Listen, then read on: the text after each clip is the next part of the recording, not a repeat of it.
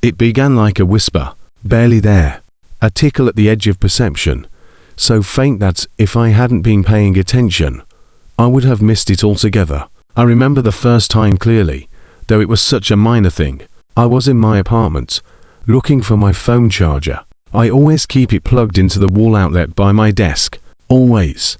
I had this routine: come home, plug in the phone, leave it there until morning.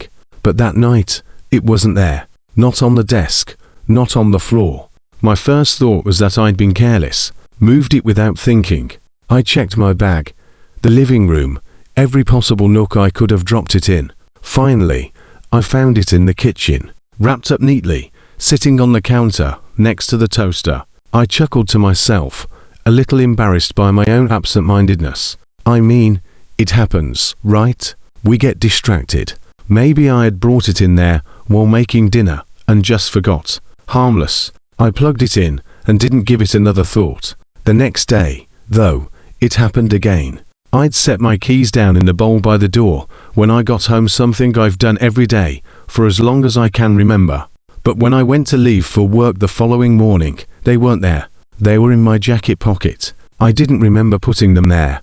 But maybe I had. Maybe I was distracted again. I shrug it off. But these tiny lapses kept happening. My toothbrush, which I always left on the sink, would somehow end up in the cabinet.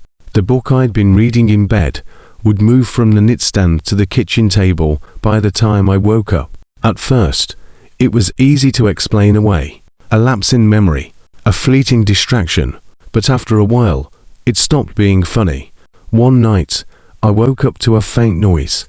A ticking sound, like the distant tapping of a clock. Only I didn't own a clock that ticked. I got out of bed, groggy, trying to locate the source. It seemed to come from the wall, but it faded before I could place it. I stood there in the dark, rubbing my eyes, listening to the silence that followed. It was nothing, I told myself. Just a house settling. You know how houses make noises in the night. They creak, the pipes rattle. It's all part of living in an old building. I went back to bed, and though it took a while, I eventually fell asleep again. The next morning, I felt uneasy. It was hard to explain. Nothing was overtly wrong, but the air felt off. It was subtle, like the kind of wrongness you feel when you walk into a room where something horrible happened long ago. That tingling sensation, like you're intruding on something you shouldn't be witnessing. I shook it off, went about my day, but the feeling lingered, and then I noticed it. On my way to work, I passed a bus stop I've walked by every morning for years. It was always the same, just a wooden bench and a simple sign marking the stop. That day, though, the bench was gone. In its place was a tall, thin lamppost that cast a harsh, flickering light. I stopped in my tracks, staring at it. It wasn't just the absence of the bench that startled me, but the fact that no one else seemed to notice. The same tired mother with her two kids stood there, waiting for the bus, as if the bench had never existed. I approached her, hesitant. "Excuse me," I said, trying to sound casual. "Didn't there used to be a bench here?" She gave me a strange look. "What? No, I don't think so."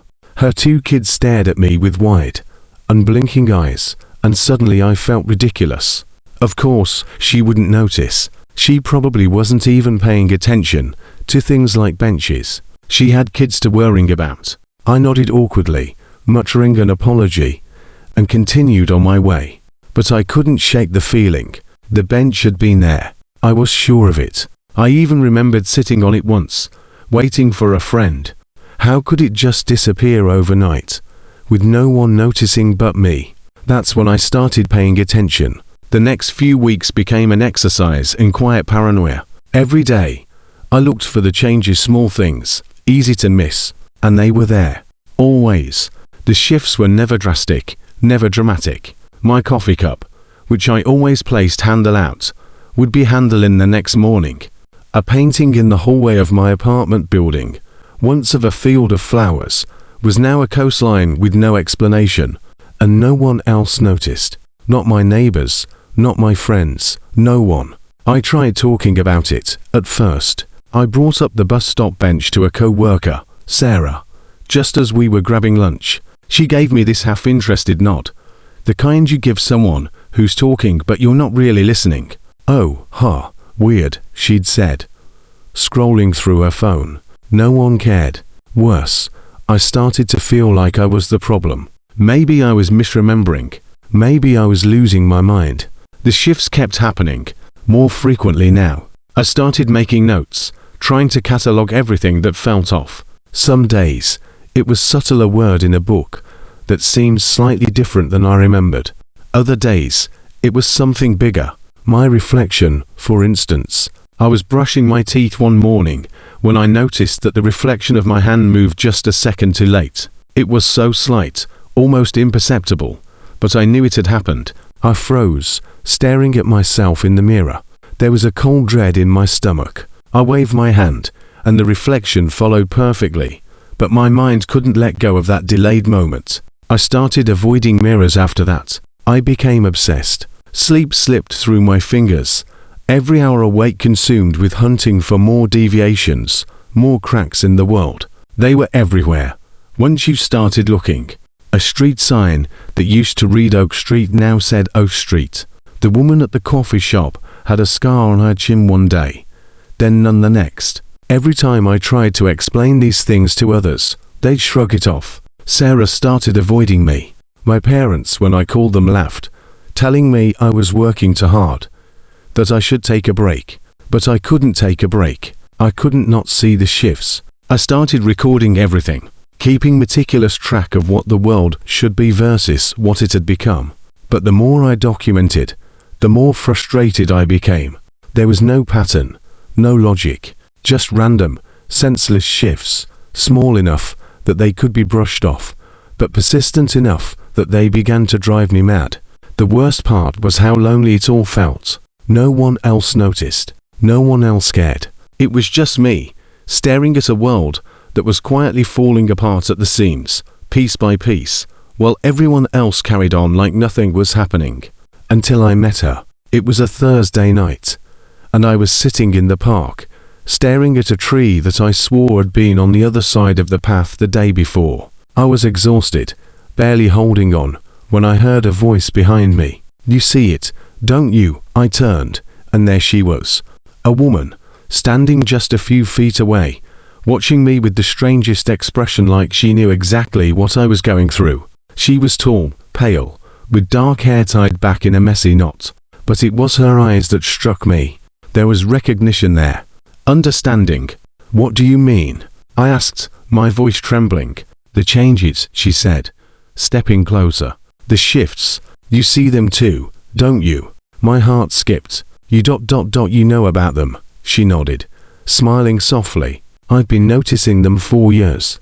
Her name was Lena, and she was the first person who didn't look at me like I was crazy. She explained that she had been seeing the shifts for a long time, little things, just like me. At first, she thought it was just her, that she was going insane.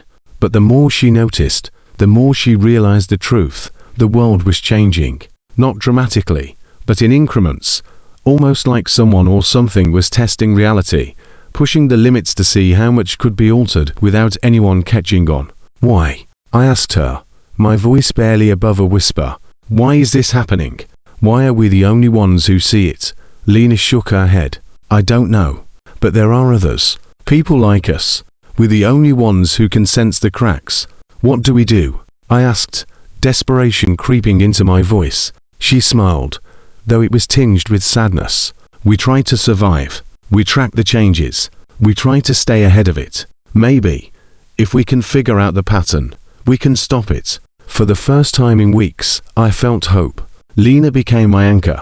Together, we started mapping the shifts, trying to find a pattern. It was easier with her. The constant sense of isolation, the creeping madness, it all felt more bearable with someone by my side. We compared notes, theories. We spent hours walking through the city, pointing out every little change. And then, one day, Lena vanished. I woke up, and she was just gone. Her number wasn't in my phone. The park bench where we first met was gone too, replaced by an empty patch of grass. I tried retracing my steps, but there was nothing. Even her name started to slip from my mind, fading like the memory of a dream.